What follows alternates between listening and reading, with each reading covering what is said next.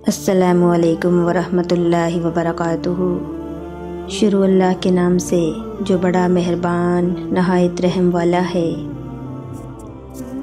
اگر آپ بار بار تقدیر کا سوال کرتے ہیں کہ اگر فلاں چیز طے ہے تو پھر دعا سے کیا ہوگا، تو یہ ویڈیو آپ کے لیے بہت زیادہ موٹیویشنل ہونے والی ہے۔ اس ویڈیو کو پورا دیکھیے گا، اگر پسند آئے تو لائک اور شیئر ضرور کیجیے گا۔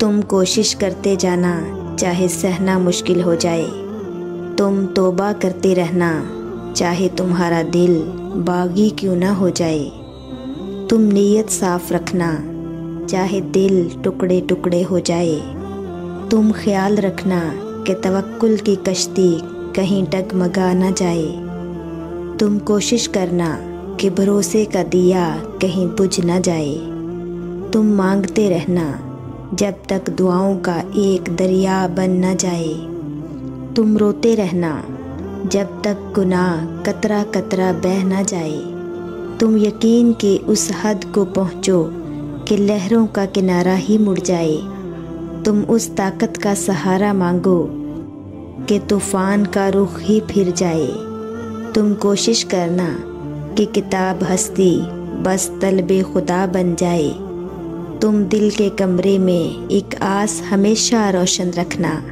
جب تک تمہاری اندھیری نگری میں جگنوؤں کا درخت لگ نہ جائے۔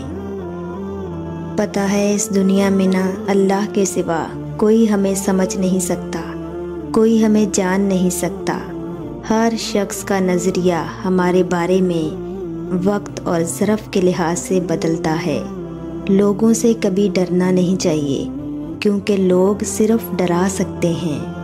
عزت بھی اللہ دیتا ہے اور ذلت بھی اللہ دیتا ہے، اور بات صرف اتنی سی ہے کہ لوگ نہ تو تمہارا کچھ بگاڑ سکتے ہیں نہ سنوار سکتے ہیں، اور ان کی فکر کیوں کرتے ہو جو ایک لمحے میں تمہارے ہیں اور اگلے ہی لمحے میں کسی اور کے ہیں۔ ایسے لوگ تو خود کے بھی نہیں ہوتے، تو ایسے لوگ خدا کے کیسے ہو سکتے ہیں جو دوسروں کے لیے صرف تکلیف کا ذریعہ ہوتے ہیں، جن کو اللہ تعالیٰ زبان تو دیتا ہے مگر سکون الفاظ کی نعمت سے محروم کر دیتا ہے، جن کو اللہ تعالیٰ دل تو دیتا ہے مگر اس دل کو احساس سے محروم کر دیتا ہے۔ سو کوئی تمہاری ذات کو اگر میلا کرتا ہے تو اس کا مطلب ہرگز یہ نہیں ہے کہ تم میلے ہو، بلکہ یہ میلا پن تو اس کی اپنی ذات کا ہے جس کو وہ چھپانے کے لیے تمہیں کندھا دے رہا ہے۔ تم خاموش رہو، کیونکہ کچھ باتوں کے جواب خود وقت دیتا ہے۔ اللہ سارے حساب رکھے ہوئے ہے، اور تم تو خود اپنی دعاؤں سے ہی اپنا مقدر لکھتے ہو، اور تمہاری دعائیں ہی تم تک وہ سب لے آتی ہیں جو تمہارا نصیب بھی نہیں تمہیں دے پاتا۔ اللہ پاک تمہیں تمہاری دعاؤں کے ذریعے ہی آزماتا ہے، وہ تاخیر اس لیے کرتا ہے تاکہ تمہارا یقین دیکھ سکے، وہ تمہیں ناممکن کے وسوسوں میں الجھاتا ہی اس لیے ہے تاکہ تمہیں ممکن کی تڑپ اس کی جانب کھینچ لائے۔ اس کے سامنے تو پتے کی بھی اتنی ہمت نہیں ہوتی کہ وہ ہل جائے، تو پھر تمہارے ہاتھوں کا اس کی طرف اٹھنا کیسے بے وجہ ہو سکتا ہے؟ وہ جب تمہاری دعاؤں کو قبولیت کے لیے چن لیتا ہے تو وہ تمہارے دل میں دعا کا خیال بھی خود ہی ڈال دیتا ہے۔ تم سوچتے ہو کہ جو مانگ رہے ہو وہ کیسے قبول ہوگا، اور وہ تمہیں خبر ہی نہیں ہونے دیتا کہ اس نے تمہیں ہی تمہاری دعاؤں کی قبولیت کا وسیلہ بنا دیا۔ اگر کوئی دعا آپ کے سامنے ویسے نہیں آئی جیسے آپ نے تصور کیا تھا، تو اس کا مطلب یہ ہے کہ وہ قبول ہی نہیں ہوئی۔ نہیں، وہ قبول ہوئی ہے، لیکن ابھی وہ آپ کو اس لیے نظر نہیں آ رہی کیونکہ آپ تکلیف میں ہیں، اور جب انسان تکلیف میں ہوتا ہے تو حقیقت کو نہیں دیکھ پاتا، اور نہ ہی تب اسے ان فیصلوں میں اپنی بہتری نظر آتی ہے جو اللہ نے اس کے حق میں کیے ہوتے ہیں، تو بس صبر کے ساتھ انتظار کریں، کیونکہ اللہ نے ہر چیز کا ایک خاص وقت مقرر کر رکھا ہے، اور اس وقت پہ آپ کو اپنی دعائیں دکھائی بھی دیں گی اور ان کے جواب آپ کو سنائی بھی دیں گے۔ بس آپ کو یقین رکھنا ہے اللہ پر کہ اللہ جو بھی کرے گا آپ کے حق میں بہتر کرے گا۔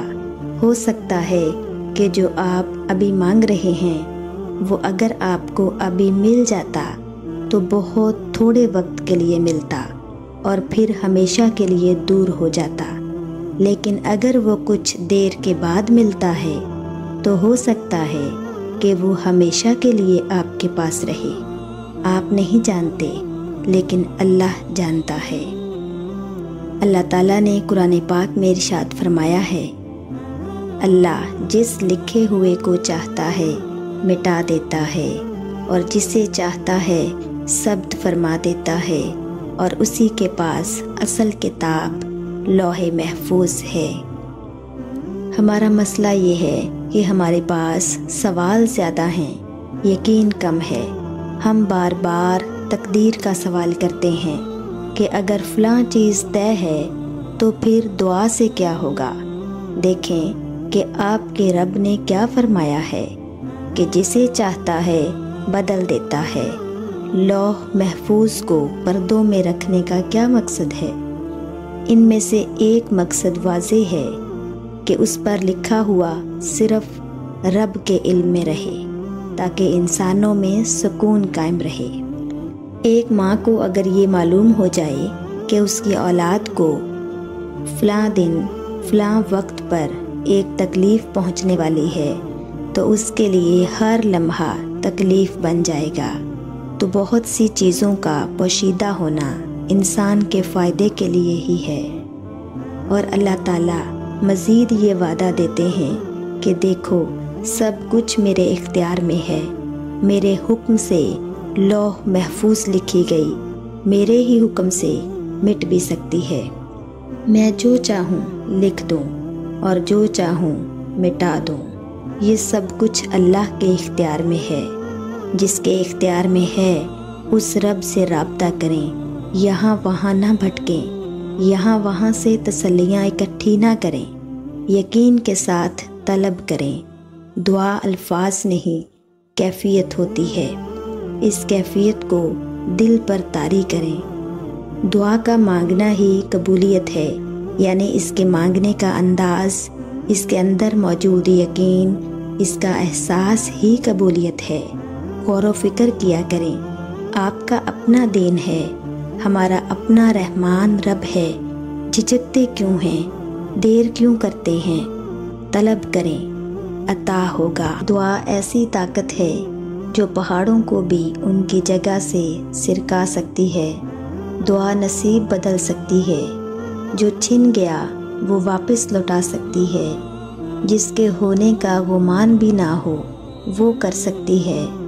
دعا سمندر کو 2 حصوں میں تقسیم کر سکتی ہے۔ دعا دہکتی ہوئی آگ کو ٹھنڈا کر سکتی ہے۔ دعا غم کو مسکراہٹ میں بدل سکتی ہے۔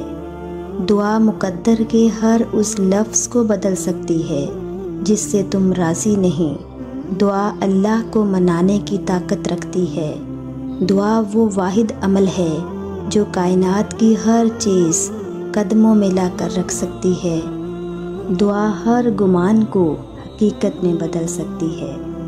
ہم چاہتے ہیں ہم مانگیں اور ہمیں فوراً مل جائے، ہم انتظار نہیں کرتے، مایوس ہو جاتے ہیں، لیکن کیا پتہ اللہ تعالیٰ اس وقت ہمارا صبر ہی آزما رہا ہو، وہ دیکھنا چاہتا ہو ہم اس سے مانگ کر اس پر یقین کس حد تک کرتے ہیں۔ سکون ڈھونڈتے ہیں ہم، حالانکہ سکون تو یہی ہے اس ذات سے مانگ کر اس پر چھوڑ دو۔ وہ سب جو مانگا، اگر وہ ملا تو بہتر ہے، اور اگر نہیں ملا تو بہترین ملے گا۔ اس یقین کے ساتھ دل سے مانگیں اور پھر اس پر صبر کریں۔ اور صبر یہ نہیں کہ آپ کمزور نہیں پڑ سکتے، آپ صبر رکھتے ہوئے بھی ٹوٹ سکتے ہیں، لیکن اپنا ٹوٹنا لوگوں کو مت دکھائیں، اپنے آنسو لوگوں کے آگے ضائع مت کریں۔ آپ کے آنسوؤں کی قدر خدا کے علاوہ کسی کو نہیں ہے۔ وہ دیکھتا ہے اس کا بندہ کیسے اس کے پاس آیا ہے اور وہ سنبھال لیتا ہے۔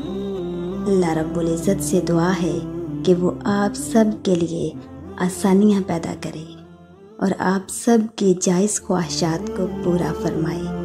آمین۔